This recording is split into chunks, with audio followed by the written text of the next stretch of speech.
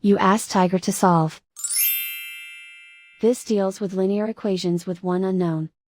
The final result is x equals 15 over 2. Let's solve it step by step. Simplify the expression. Simplify the arithmetic.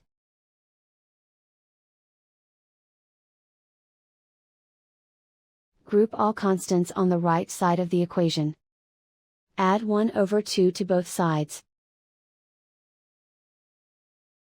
Combine the fractions. Combine the numerators. Reduce the zero numerator. Simplify the arithmetic.